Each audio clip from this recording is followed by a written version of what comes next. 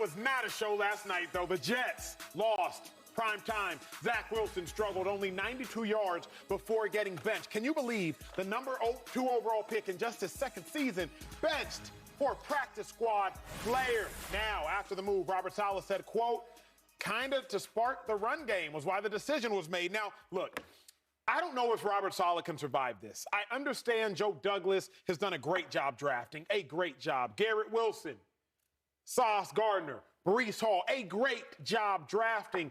But when you think about the coaches who get rid of quarterbacks that were drafted in the top 5, they don't survive it. Coaches get rid of quarterbacks drafted in the top 10. They don't survive it. Go back and do your homework. Steve Wilks, Josh Rosen. Go back and do your homework. Kyle Shanahan, Robert Griffin. Now, you can say an injury here and overdrafting there, but if you draft a quarterback early and you do not win or win with that quarterback, you ain't going to survive it. There's a reason Jimmy Garoppolo started last season because Kyle Shanahan was like, hey, if we roll Trey Lance out here and take these L's, we might not survive it. You do not see the survival of coaches who draft quarterbacks that early and do not win. Shady, I think Robert Saleh's seat might start cooking a little bit, but can he survive this in your mind? I think he can. I had a chance to interview him guys, right, and up at the training camp. Yep. And I watched how the players gravitated to him. They love Coach Saleh. Like, defense, the offense, they love him, who he is, the energy he brings, the belief he brings. And you love a coach that you can play for. So, yeah, I think when you watch, like, coaches that get fired, you always ask the question, why would I bring him back? And then when you look at him, he gets these guys to play hard, right? Like a defense. I'm going out there and I'm competing, and I'm holding teams to 7 points, 10 points, 13 points, 14 points. That's great. So, yeah, I think that they got to make the right move at quarterback, right, whoever that may be in the future. And then build on that. I think he has a shot.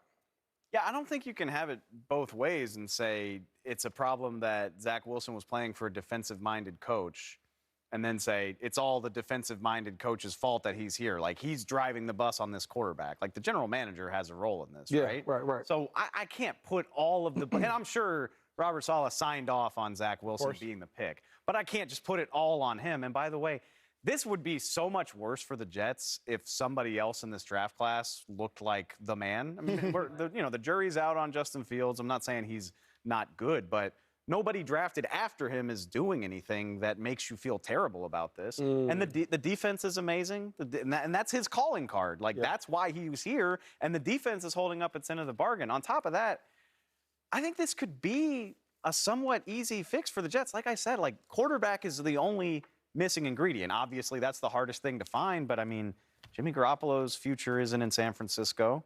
You got Geno Smith. We'll see what the Seahawks do with him. Maybe he wants to come back to the Jets for some kind of reunion. Daniel Jones, even. I brought him up.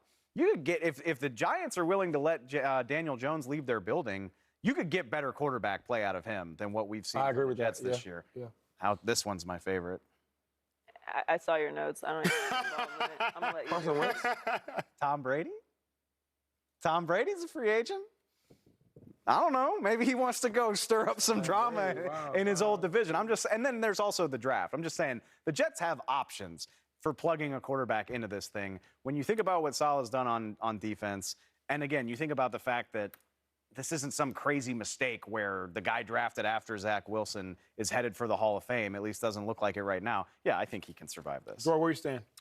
I think he can survive it, and I think he will. I don't think that a lot of people are looking at Robert Saleh as the reason why Zach Wilson is struggling. I think people are looking at Zach Wilson like, why are you throwing the ball there when there's not a human person anywhere around that space? You're literally throwing the ball to the open field. Why are you doing that? Walk me through it. So I think when you watch Zach Wilson play, it looks like he's bad. Now, can you put that on the head coach for not putting the right system around him or not evaluating him properly coming into the draft or benching him? Sure, I think there's plenty of blame to go around. But when I look at the Jets, first of all, I don't think of them as dysfunctional. Now, the whole benching, unbenching, all of that, you could argue that. I think they didn't have a choice. He was so bad, and he was going to lose the locker room. And this is not a bad locker room. To Shady's point, when you bring in a new coach, year by year, I don't necessarily need to see wins right away. I want to see growth in culture your first year. The next year, I want to see you step up in wins. And then by the third year, you should be a legitimate competitive team. That's the growth that you should see with new coaches, to me. It's like what's happening with Dan Campbell with the Lions. Like, I didn't think Dan Campbell was going to get it on track. And the first year, it was bad. It was very bad. There were not wins. But you could see a culture that he was building. They were kind of like the Texans this year. Like, they're not going to just let you walk in there and beat them and make you earn it. They're not good enough to beat you, but they're going to make you earn it. And now look what's happening now. They're developing and they're growing. So I think that he will survive it because I don't think they're not bad enough that you're like, it's obviously the coach. It's obviously the culture. And the thing that he does well, they're good at. They have a great defense. Yeah. They're 5th in scoring defense, 5th in total defense. They're tied for 6th in sacks. And you can't give all the drafting credit just to the GM. Just like you can't give all the blame to just the GM for Zach Wilson. They have drafted good players under Robert Saleh and developed them as well. Because while the GM could be solely responsible for drafting them, Robert Saleh's got to develop these players. Well, they've done that. Outside of Zach Wilson, Elijah Moore, Michael Carter, Sauce Gardner, Garrett Wilson, Breece Hall, they're building something. But the only real position that ultimately matters, not the only real position that matters, but truly, the most important position to develop is the quarterback position. Sure. So, like, if you don't develop that quarterback position, that's when you get gone. I think about Matt Nagy and Mitch Trubisky. Like, Nagy, you came to Chicago to make Mitch Trubisky work. The Bears drafted Mitch Trubisky over the likes of Deshaun Watson. Was it Patrick Mahomes as well? Also, yeah. Right? Like, so Nagy. But see, that's what I'm saying. Nagy did kind of make Mitch Trubisky work. But the second they were like, you know what, Mitch ain't it, they were like, well, you know what, Nagy? You ain't it either. Like, usually there's a tethering. Think about Cliff Kingsbury. Cliff, okay, we're going to get rid of Josh Rosen, and we drafted him in the first round, number 10 overall. Cliff, you got to make Kyler work. Kyler don't look like he working. What's going to happen to Cliff? Yeah, Cliff's got to be up out of there. Rosen with Wilkes. Doug Peterson with Wentz. Peterson, you drafted Wentz. It wasn't Chip Kelly. But here's the problem that I run into with this. Because while those are good examples, the offense looked functional when Zach Wilson wasn't out there. So the question would be, if you're firing Robert Saleh because of Zach Wilson's inability to develop, what are you doing with Zach Wilson? Are you going to try and bring someone in to try and fix him? Because that's where I don't like doubling down on wrong.